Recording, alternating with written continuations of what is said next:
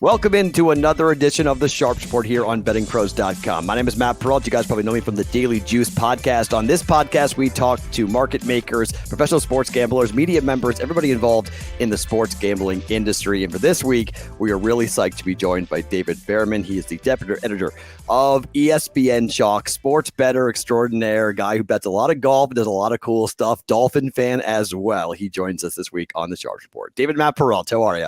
Good. Thanks for having me on. I know we've done a couple of radio hits here and there, and happy to be on the program, on the podcast. Good to be with you, and I look forward to officially meeting you this weekend when I make my return back to Vegas. Coming to the Raiders and the Dolphins game at Allegiant Stadium with backup quarterbacks probably playing for both teams. So I mean, it's what I signed up for. Let's get out there. Let's go cross country and see Jacoby Brissett play Nathan Peterman. I mean, what more could you ask for spending an entire weekend in Vegas?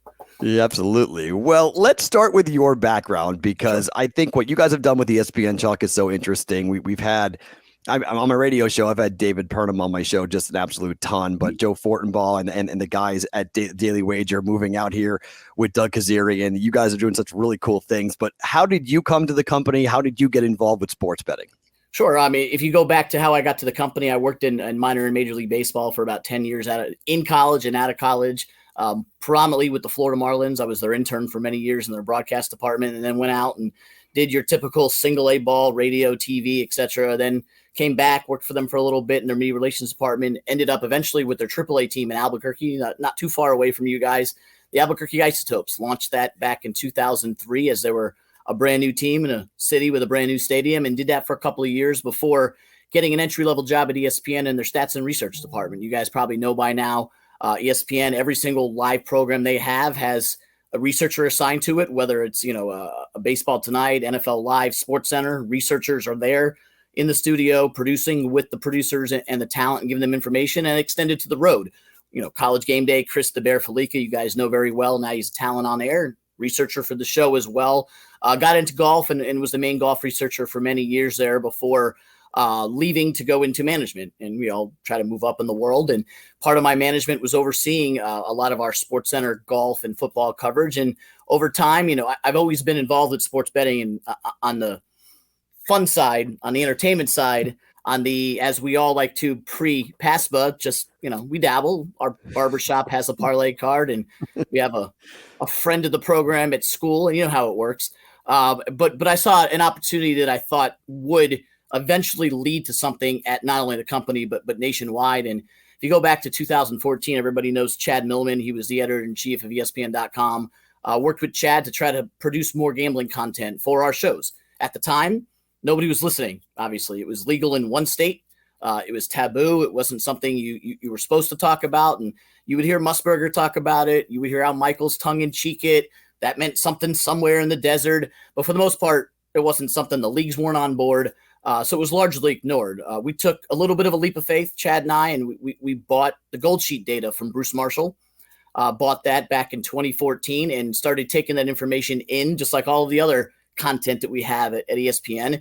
And I oversaw that and building of databases and content around sports betting. And little by little, one wall after another was knocked down, and we start seeing a lot of future odds on Sports Center, and talks about this trade means LeBron James to the Heat when he signs with them, what their odds become. And it became a little bit part of the lingo. And as you know, with all of us, once the PASPA thing was overturned, that opened the floodgates for everything, especially for me. And all of a sudden the company says, oh, sports betting, what can we do? And I'm like, hey, all these things have been screaming and pitching for all these years. There's this show idea that I have that I pitched that nobody listened to. Let's dust that off.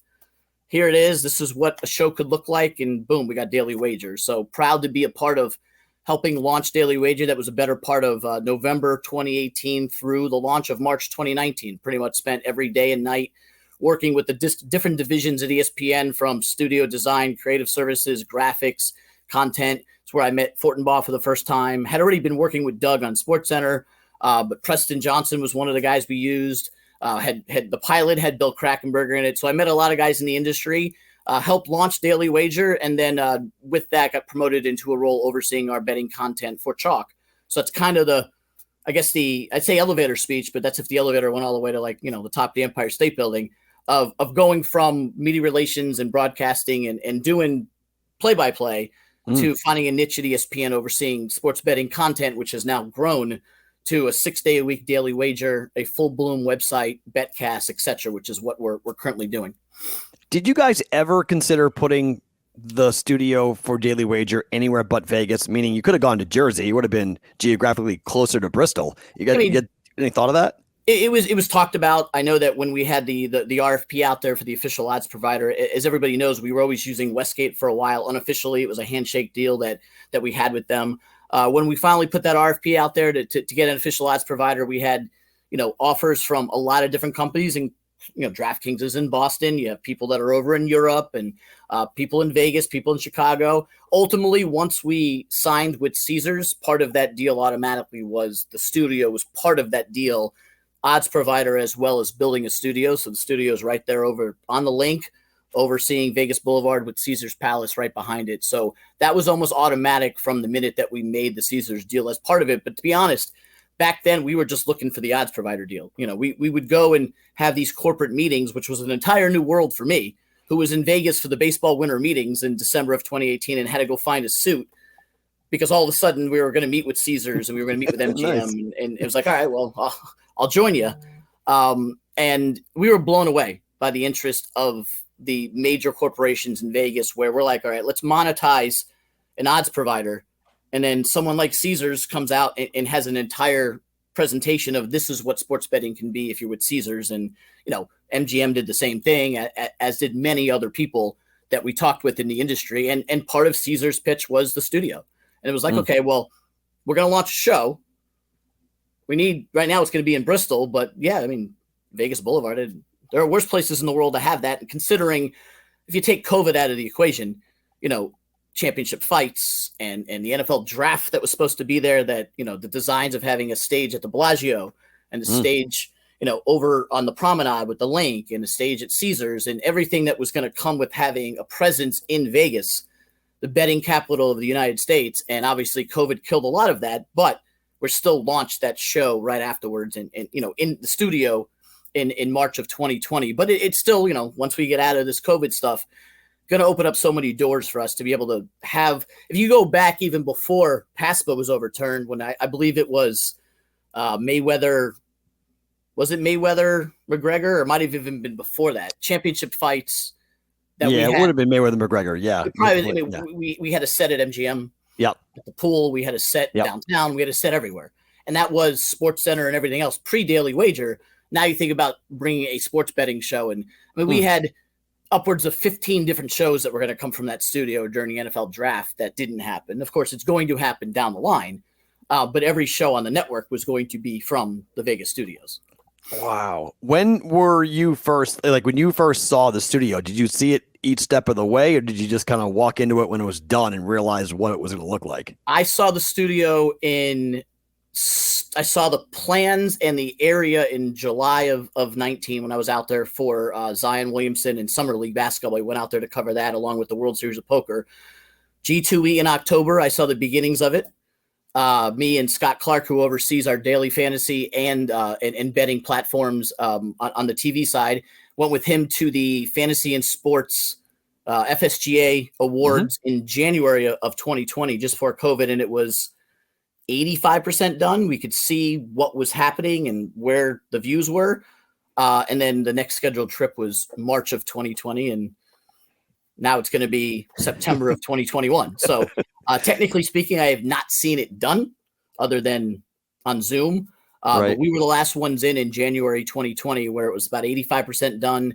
They said it was going to be done by mid-February to be opened by March Madness of 2020. And, COVID took care of that. We wound up, switching the time frame there. But that was the last I saw of it. So it was almost done. But no, I have not seen it since it's been completed.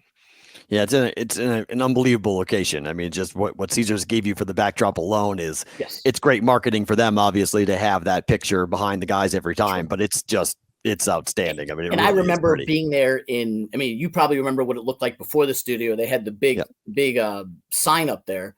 We actually went up onto that area where we were just beneath that and said, this is where the studio is going to be, because this big neon sign is coming down, and I'm like, I don't know how you're going to build a studio there. And then Right. fast forward to January, and it was like I said, the walls were up, the studio, you could see the windows, and I haven't actually sat on set because it haven't been back since, but saw it all along the way from it not being there to hard hats and stuff. And I look forward to seeing it on Friday.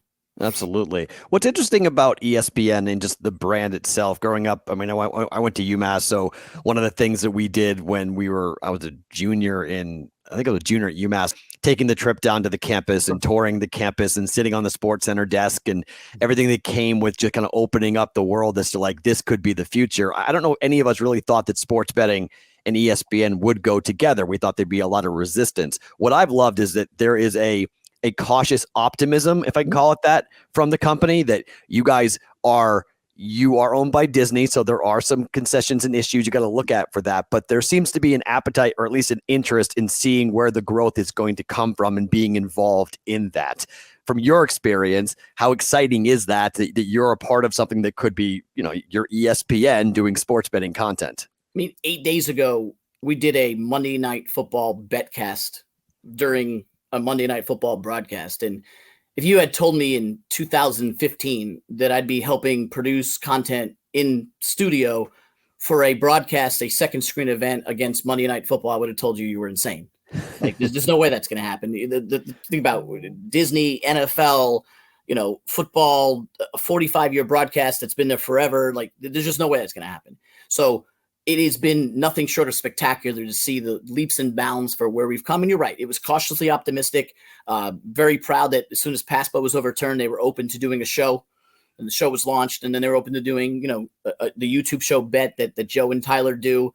And then, expanding Chalk and hiring more people. And it's been awesome to see the growth of it. And, the first taste we got was last year. We did BetCast rehearsals during Monday Night Football in order to get the NFL to approve us to do the wild card game. And the wild card game was our first one that we officially done. And we've now done an NBA game as well as a Monday night game. And to think that we've come that far, and we're just at the beginning. I always tell people it's the first quarter, probably the start of the second quarter, maybe the third inning. But even today, Bob Chapek, who's the president and CEO of Disney, came out and said that this is a growing area that Disney wants to be in. Came out and said it about 2 hours ago as my phone blew up, telling me that, president and CEO of our company, of Disney, not just ESPN, of Disney, saying that this is where we want to be. This is what we're doing. We're talking to many different companies about growing in the sports betting space. And, it all started with a bunch of us wanting to just throw out betting content, Right. Tired of hearing Tom Brady is 9-1 versus the Dolphins. Yeah, but he's only 3-6 against the spread, throw that one out there. But that was what we were trying to produce. And I remember back when Fox launched FS1, to give you a side story, everybody in our stats information group, we had an offsite summit to discuss what we could do to help ESPN battle what was coming in the brand new Fox Sports 1. And, we laugh about it now, but back then it was like, what is Fox going to do that ESPN isn't doing that we should be worried about? And, me and one of my colleagues, name's Nick Laux, we sat there and we raised our hand and said, sports betting. They said, what do you mean? I go, Fox doesn't have as many rules as we have. They're not going to be the company that started Married with Children, like when nobody thought that was something that should be on TV. And the glowing puck in hockey, they're going to do sports betting. And if we don't match that, there's going to be this huge group of people that are going to go watch Fox and not us. Okay. Yeah. Well, yeah, let's, you guys go do your thing and see what comes of it. And that's where we bought the databases and started pushing content and knocked on the league's offices to use logos, because we have a style guide that I remember being back in 2005, our A to Z style guide, gambling, no logos, no IPs, have to use city names only, no nicknames. And Wow. It was like that for every sport. So little by little, NHL allowed it. I think David Silver's New York Times op-ed opened the doors there. And now we're basically, there's still restrictions, no doubt, or else we'd be doing BetCasts every single week. And, we'd be having chats on live broadcasts of the NBA about betting. And we're not there yet. I think the broadcast itself is still sort of protected. Right. But it's so much different than it was back then. And it started with a bunch of us saying, hey, Fox FS1's eventually going to do betting. And they did. They launched Lock It In. I mean, that was years later, but they were like, this is an area that we need to grow in. And to think we did it cautiously, Like I said at the beginning, not many people are like, we're not talking about that. We're not tweeting that out. There's no way. Right. But hey, Verlander lost as a -400 favorite. Not going to touch that. No, that's a storyline. It is. It's a storyline. Yeah. And where we are now with having a BetCast on Monday Night Football or a TV show that's on 6 days a week, including on NFL Sundays just before NFL games, is stuff that you never imagined you'd see. And again, we're just at the beginning, and it's been a great ride, and it's been a lot of fun, and we're just going to grow from here. Yeah, it's funny. Robert Walker, who was a guest previously here on the Sharp Report, said the national anthem is being sung. That's what he said. He said we're not even in the first inning yet. He's like, we're barely even on the field as to what we're going to be and where we're going. I thought that was kind of interesting. He's a guy who's been around for 25 years behind the counter. So I was like, all right, that's going to be interesting to see if we are here. But I've said this to Scott Van Pelt on Twitter before, and him and I have gone back and forth on this. But I'm curious through your eyes, having kind of a Pied Piper, having somebody as likable as Scott, having somebody who has the platform that Scott has, and what him and Steve were able to do with Bad Beats, which essentially shows you the entertainment side of gambling. Now it's the losing side of gambling, but we all love the wins because of the losses, and we've all gone through the losses and the crazy endings and the bad beats and the blowout game like last night. And you have Jared Goff rolling to his left, throwing a 50-yard pass that means absolutely nothing to the final score unless you had 11.5, and then it meant everything to you as that ball was in the air, and millions were switched sides based upon that ball being knocked down or that ball being caught. What did it do when he was able to he was able to make it fun, that he showed the fun side of sports gambling that may have softened some of the harder stances in the company that were anti-gambling? We can go all the way back a decade to 2010. Van Pelt, Chris DeBear, Felica, and myself, we're all at the British Open. We're all at St. Andrews doing the British Open. And then, after these, he calls it the death march. After, 18-hour days, 7 days a week, Sunday night, you all go to the bar and have fun and talk. And we talked about the betting dynamic, that we're here in Europe. All of us went to Ladbrokes. We all bet on, the event. None of us had Louis Oosthuizen, but we had this, we had that, Rory McIlroy, first round leader. And we're all like, wouldn't this be awesome if we could do this in the United States? And we had those conversations a decade ago at a British Open between arguably the two talent that have shown it the most on ESPN, and then the guy who's been trying to push it the most at ESPN. And to think 11 years later, Scott's been great. He's a great dude. You've talked to him. He's fantastic. All first team promoting sports betting. And to be honest, he took the risks before we were allowed to take the risks. I know College Game Day always had, we're the first to put the spread on there. And you had people like Corso saying, I like Florida State to win by 6 and an extra point. Now the lines are on the bottom of the screen and they're picking it against the spread. Saquon Barkley the other day said Penn State's going to win and they're going to cover. And he said that right there on air. And, that started with Felica and Van Pelt. And Scotty, from day one, has always wanted to do that. When they launched his show right before PASPA, it was like, if this does happen, what are the doors that we're – and right off the bat, he's doing his winter segments. And, Bad Beats has been phenomenal. That was what – the timing of that around when PASPA was overturned and people were like, oh, sports betting is going to be something. And then you see it on our highest rated program of Bad Beats. You're like, this is funny. Now, there are people in the industry who don't like that. They think that you're just looking at the losses. For every loss, there's a win. But nobody cares about the wins. It's just like we joked today on Twitter about parlays. Like, everybody has parlays. Like, you're only going to talk about it when it wins. No one cares about the losses. But the Bad Beats are phenomenal. And, Steve and Scott have a dynamic that isn't matched in the industry when it comes to selling that on TV.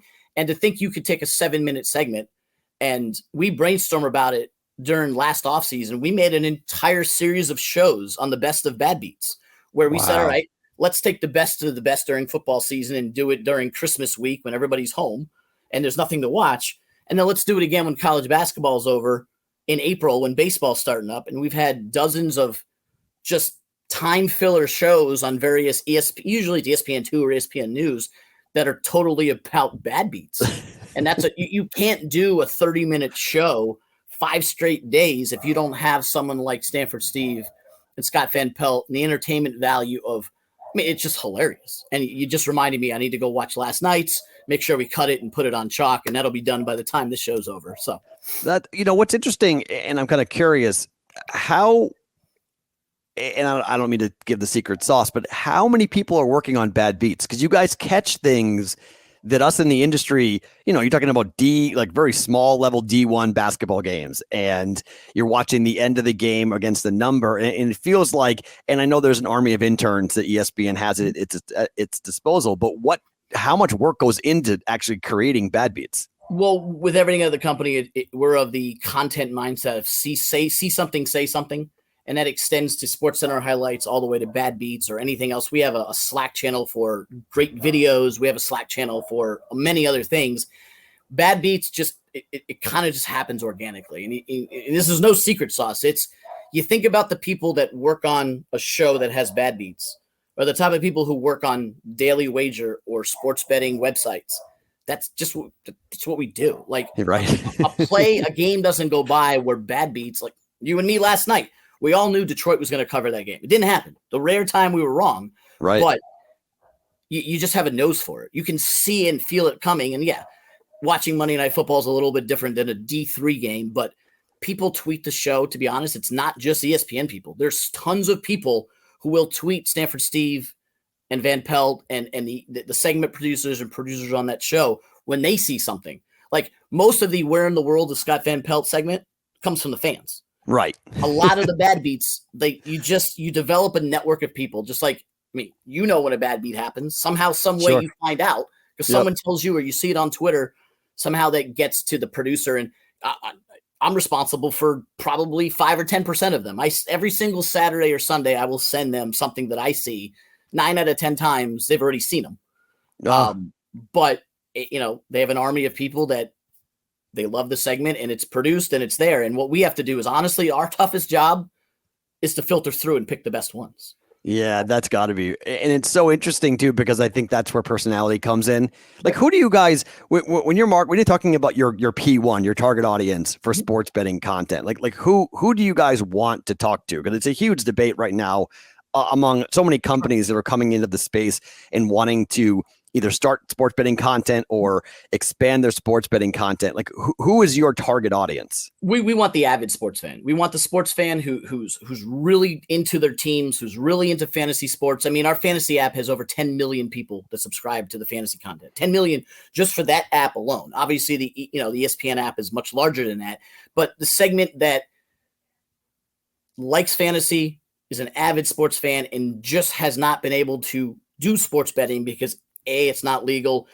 B, your significant other doesn't want you doing stuff under the table you shouldn't be doing. C, D, E, F. Now that's becoming available. I mean, New Jersey is a perfect example. We get crazy ratings and sales and everything from Jersey because these people are all in on sports betting. So we are not foolish to think that the professional bettor of the world, is coming to Daily Wager to get their information. Like, right. I'm sure they watch it. I'm sure you and I, we watch the shows. But that is not the main source. You're not going to Daily Wager if you're a professional bettor to find out what the line is. You can get that on your phone. Right. We want the avid sports fan who may be watching SportsCenter and wants to tune over to E2, see what's on E2. Hey, here's a sports information program that's going to give me more than just the news. It's going to tell me who's in the starting lineup, who's the starting pitcher tonight, what are the trends. We have the stats scrolling on the bottom that we created. All that information that, sure, you can get it on the internet. You can get everything on the internet, but it's in one place for you for 1 hour. And then you have our guys giving you their opinions. And it's not just Joe, Tyler, and Doug. You bring in Anita Marks for certain sports. You bring in Felica. You bring in Stanford Steve. You bring in Dalen Cuff for college basketball and Greg Wyshynski for hockey. We have a staple of analysts that can come on the show and give you additional information that maybe you can profit off of.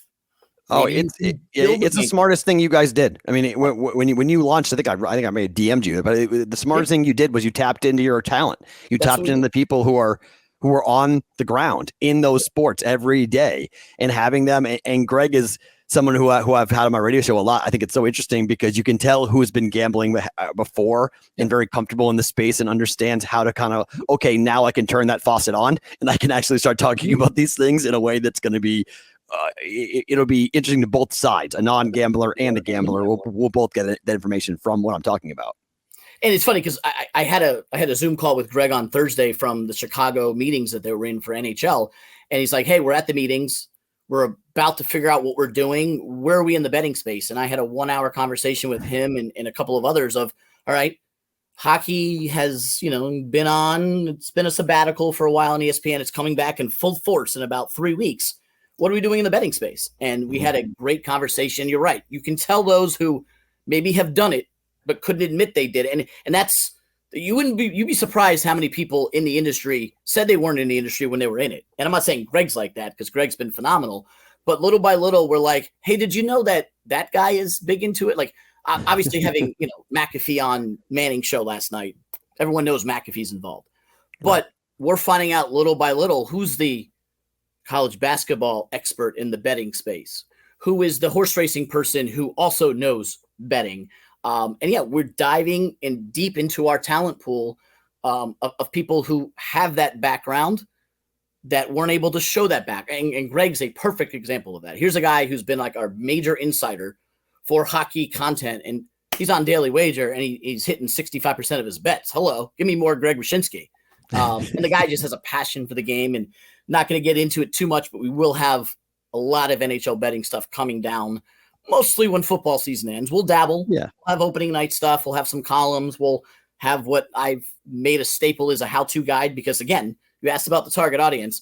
I'm not naive to think that everybody who comes to our content on the website or the show knows how to bet. So like I said to Kazarian last year, when baseball was coming back in August, like we need a how-to. Like we need a how to bet baseball, because when Justin Verlander loses as a minus 450 favorite, and I'm trying to do a breaking news piece, and not to throw shade, but somebody doesn't understand why that's important, light bulb goes off in my head. They don't understand how to bet baseball, which baseball is the hardest sport to bet. It's different than football. I could sit here and spend an entire lunch explaining football to my wife, and she gets it. I start talking about money lines and run lines and forget about it. So obviously the Yankees are the better team. Okay, it doesn't work like that. Right. It just lay 275 every night, but they're going to win, so you take them. Doesn't work. So yeah, a how-to on betting hockey. We had the how-to on NFL, college football. We're going to start there, and Greg's going to give us some wonderful content. But you're right. We are taking advantage of the talent that we have, who have dabbled into the space and now can go on. I mean, look at Brad Gilbert during tennis. He was a gold mine, and we had no idea Brad Gilbert was a big he's great. Right? Yeah, he was on, and he's a talent, and he's funny, and he breaks down the games, and it's 90 seconds at a time. All right, back to you, Doug. It's great. Well, what's interesting too, and I think this is a big debate that I think everybody in our space is having, and I think you guys have answered this question, but I'm just curious through your eyes how you feel about it. A lot of times what I say is the picks don't matter. That in all honesty, this is a 54, 55%, 56% enterprise. And if you're really good, you're 57%. And we're talking about 2 or 3 bets that will separate yourself from, the rest of the field, if you will. Entertainment, understanding the audience, presenting the topics in a very informative but also entertaining way is far more important than whether or not you're getting a pick right, at least from my eyes, in my perspective. How have you guys approached that, where if somebody says, well, I've been keeping track, and this week Daily Wager only went 3 for 10 on their picks, like how do you handle that versus the entertainment side? It's a great debate. I can tell you right here that I'm 100% in agreement with you. I always have been. But that doesn't mean we're right, and that doesn't mean that's what the viewers want. At the end of the day, there are some people coming to the show just for picks. There are people who just tail the picks. There are people who have Twitter feeds who tail the picks and tweet them out and rip us when we're wrong. Part of the business. I've scouted picks that are wrong. You've given out picks that are wrong. We're not a tout service. And first and foremost, ESPN.com, chalk, Daily Wager, bet. We're not a tout service. No one is paying money for our picks. Now, it's on TV. You're paying money for cable. ESPN.com plus content you pay for to get access to the plus content, but you also get a library of everything else. But we're not a 1-900 service. So I've always taken the attitude of entertaining, informative. We're going to give you as much information as we can. What you do with it is on you. We have the responsible gaming mottos on there and everything, and it is what it is. But we're not a tout service, and we do keep records because we're honest, and we want to be fully transparent. I don't see that as important as others, and I'm not going to speak for our talent. Some see it very important, some don't. It's a huge debate. You hit on it. I'm very similar to you in my bankroll and in what I do. And when I give picks out, I'm here to give you informative analysis. I'm not ever going to just list picks. I'm going to give picks in a column with analysis because this is my breakdown. I spent 15 years working in statistics. Here is my statistical background when it comes to sports betting. I buy databases. I work in databases. That's what I do. I'm not a modeler, but as Doug likes to say, we're aggregators of information. That's what we are. And some people present it better than others. We have a diverse set of people on the show and on the website and on SportsCenter everywhere else that some are hardcore modelers who spit out numbers that their model says. Some are people who aggregate information and give you informative analysis. Some people are making phone calls 20 times a day to general managers and agents. And we have that diverse set of every person's different. And then we give you a 1-hour program and we give you video clips and we give you a website that has all of that analysis. And at that point, it's really up to you what you listen to and what you don't. I always say that my betting strategy is always to filter through the noise because I have at my fingertips every possible metric and data that I could possibly imagine for sports betting. But what note is valid and what note is not? You look at one of the Green Bay receivers last night, MSV, and you're like, he had 64 yards and he had 84 yards against the Lions last year. To me, that should be an over 36 easy, but is it a different offense? Is it a different? And Aaron Rodgers missed him 3 times, so that's beside the point. Right. I was on it. Yeah. Tom Brady, let's say he has a certain really good record against Miami. Well, he's not with New England anymore. Does that matter? Right. And filtering through that noise, and one of the picks that I gave out last week was right there, and you're looking at it. Does it matter or does it not? And a lot of my picks are based on what I feel is really good, important information that matters. And I looked at a New England team that, first of all, I watched every freaking play of week 1 because they were playing the Dolphins, and who I look at as the Dolphins of last year with a rookie quarterback, not a lot of great weapons, and a really good defense that can win games for you. And that's what the Dolphins were last year. They didn't have the most robust offense. And then I see a stat that our stats information department sends us through our databases that was over the last 5 years, we're talking 40 games of data, Patriot road games have hit the under 67% of the time. Now, Someone would say, well, Brady's not there. Well, Brady was there for 32 of the 40. Like 4 of the 5 years included Tom Brady. So maybe it's not Brady. Maybe it's Brady and Belichick carried that over. And New England road games go under 67% of the time the last 5 years. Talking about 5 years of data with and without Brady. And they're playing a Jets team whose offense looks like my kid's flag football team. So I said under. And I didn't have the greatest betting weekend, but I nailed that one. So filtering through the noise of which is a good stat, did I know Zach Wilson was going to look like me left-handed? Of course not. But, and he could have the Patriots could have had 4 pick sixes the way he was going. So it could have easily went over. You can't control all of the dynamics.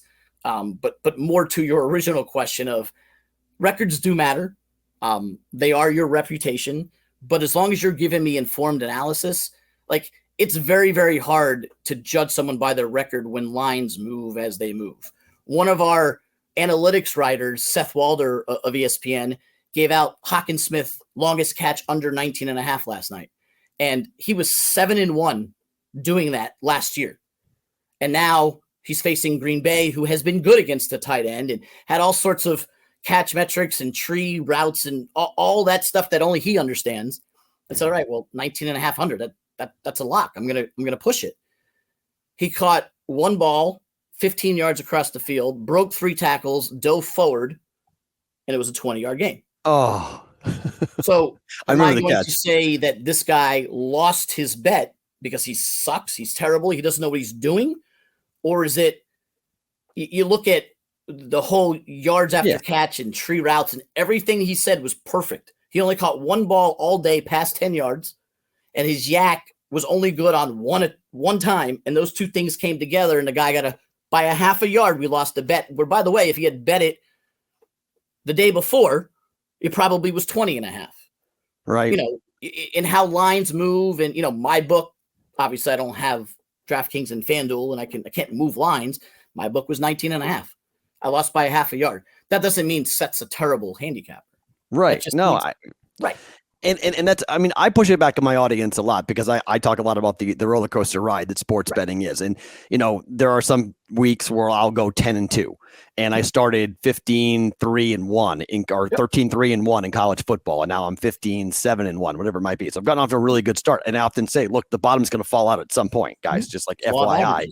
Yeah, it's going to happen. Okay. You have to understand what we're doing. So to me, it's about building community, and it's about building an audience. And it's about building people who are of like mind and who enjoy it the same way that I enjoy it, who aren't trying to do this professionally. And look, and to me in the industry, the professionals look down upon me on that. And because they think that I'm not trying to educate or elevate or make money or make a $5,000 bet. That's not it's never attracted me. I've never wanted to get myself into any trouble.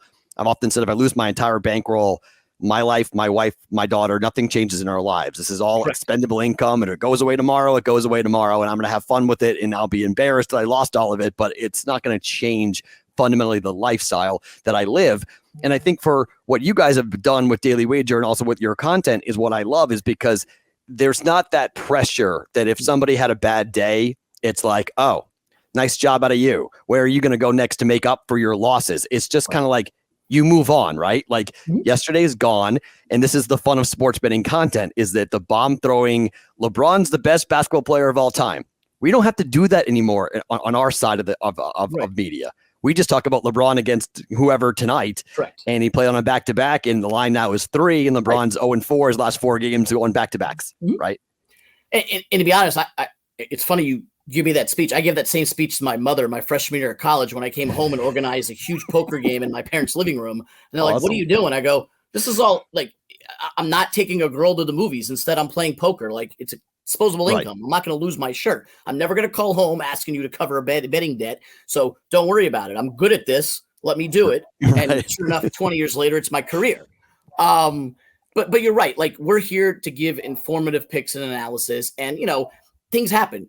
If I hit 90% of my bets, I wouldn't be on this show talking to you. I'd be on a beach somewhere. I'd be owning a casino.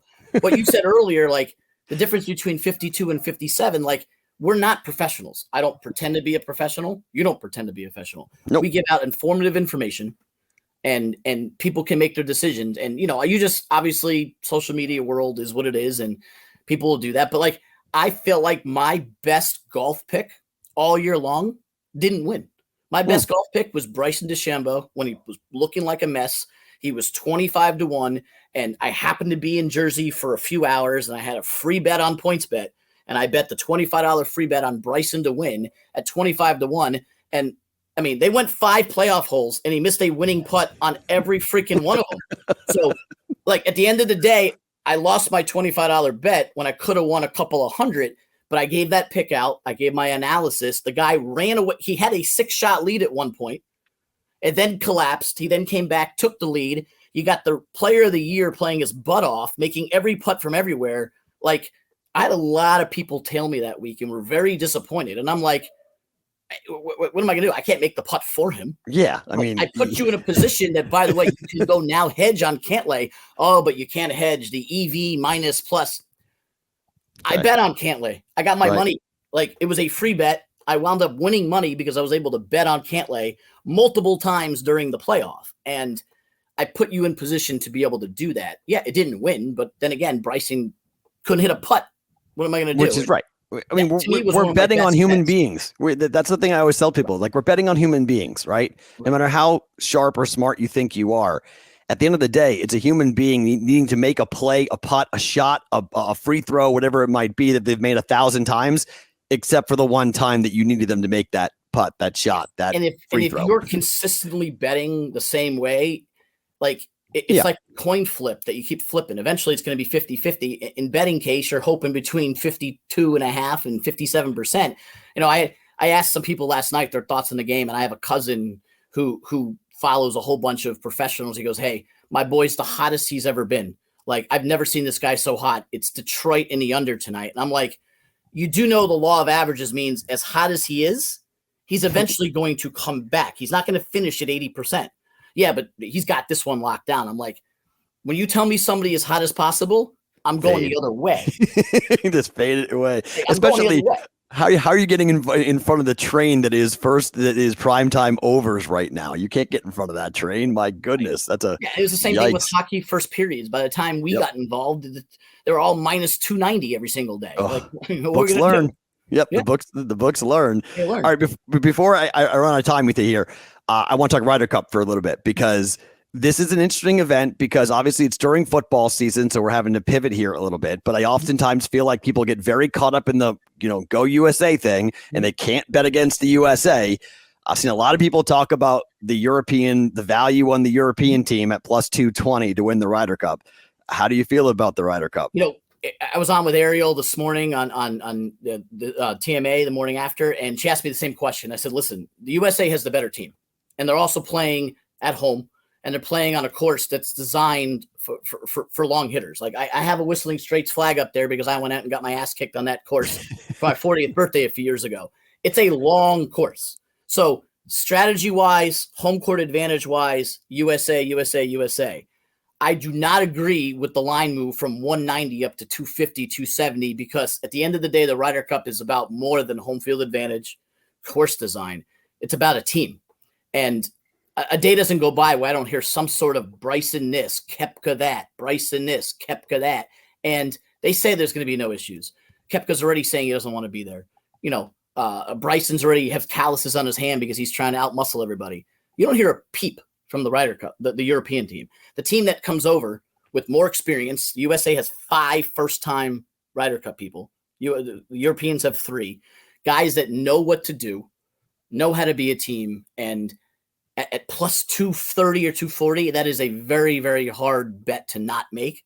I firmly believe the U.S. team is better. If you look at the world rankings, if you look at the FedEx, no matter what metric you look at, the USA team is better, especially on that course. Scotty Scheffler didn't qualify, but he's a bomber's bomber, perfect for Whistling Straits. If I was just handicapping the event by itself and you gave me a team of these 12 guys versus these 12 guys, I would take the 12 that are standing on the United States flag.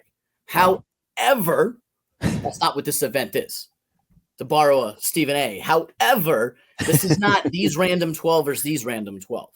This is a team event, and these 12 over here over in Europe are more of a team, and you're getting about a 2-to-1 value. Now, I'm not going to be surprised when the USA wins. The course lines up for them. They have the right players. If you put JT and Spieth together, you're going to go 4-0. It's the best combo you can do. I'm not sure it's the right play. You may need JT to teach Xander something. You may need Spieth to go teach Berger something. 2 guys that are good that have never been here. You don't need to do that on the European site. Every single one of them knows what they're doing, and they're really, really good at it. Metric-wise, talent-wise, course-wise, everything that I always look at when I handicap golf, it's all in USA. The team environment, knowing what to do, and the non-destructive matter gives me pause. I'm not betting it pre-flop here. I'm waiting for the matchups. I'll be betting the matchups Friday and Saturday from your city. And we'll be looking to, if I'm around the right areas, bet some stuff live and stuff like that. The Ryder Cup to me is a live betting event. You don't know the pairings until the pairings are announced. Right. So you can go into the Friday and Saturday afternoon and you don't even know who's playing until they hand over their lineup card. That's tough to bet ahead of time. So to me, the Ryder Cup, and that's how I bet the Ryder Cup 3 years ago and 5 years ago. It was all live betting when it was very hard to get live betting on golf 3 and 5 years ago. Now that we're here, betting is here, golf betting is here. I think people are going to have a very enjoyable experience betting the Ryder Cup for the first time that you're allowed to in a lot of these states. And my advice would be to watch it and bet it's a match play. So right, bet it live because I can't tell you who the pairing is going to be ahead of time. Before I let you go, I got one conspiracy theory because somebody said to me, isn't it funny that right before the Ryder Cup, Europe lifted their COVID restrictions and Europeans can come to America now on purpose? I wouldn't put that much stock into it. It wouldn't surprise me. I wouldn't put too much stock in it. Heck, I read an article last night that 5 or 7 years ago, whenever it was, Paul Azinger met with the groundskeeper and they remodeled the entire course to fit the United States and there's, where they were going to put the rough and where the bunkers were going to be and the greens. And it's a totally different thing than any other event you've ever watched. The only crappy part to me is it is in the middle of football season. Like, I know that they've done a great job of moving the season up and all the majors are done. And the FedEx Cup used to be in the middle. Like, you'd have NFL Right opening now. weekend, and then you'd have a playoff event. And so they've done it. I think they have to do more. You put the Ryder Cup in June or something, like, you know. I know you don't want to stop the season, but NBA has done it for the Olympics. NHL's done it for the Olympics. Golf has done it for the Olympics. Instead of going over there and have a boring 4-round, all due respect to Xander Schauffele, 4-round boring fest of golf in some random course in Japan, make that the Ryder Cup. Like, seriously, do the Ryder Cup instead of the Olympics. You're taking a break. Go do that instead of, oh, crap, the Ryder Cup's on. Like, I remember one year managing the bottom line during an NFL Sunday, and we had 12 people in there, and 11 of them were focused on football, and this guy was charting the Ryder Cup. And it's like, you know, just don't put it in September. Up against college football, up against NFL football. You don't even know what's going on. I remember so many days in the studio doing Saturday college football, whether it be in Bristol or New York or on the road. And it's somebody would say, like John Saunders, you know, may he rest in peace, would say, "Hey, Bearman, what's the Ryder Cup score?" I'm like, shoot, we switched the channel. It's on somewhere. Right. What's that? Yeah. Wait, now? Yeah, it stinks. It really does. David, thank you for the time. I really appreciate it. I know you're super busy. Can't wait to see you out here in Vegas. But for folks who are listening and watching, where can they find you on social? Social media, I'm at DBearman ESPN, BEARMAN ESPN, and then ESPN Chalk. All of our content's there. I usually tweet it out as well. Haven't really gotten into the IG much. I think there's one picture of me golfing earlier this year, but I haven't done it. But yeah, hey, I'll be at Circa on Saturday. If anybody wants to come say hi, we'll be there watching some football all day. And let's do it. The Dolphins take care of your Raiders on Sunday, and I have a very fun red eye back home Sunday night. Very cool. David, thank you so much for joining us. Really appreciate it. Thanks, Matt.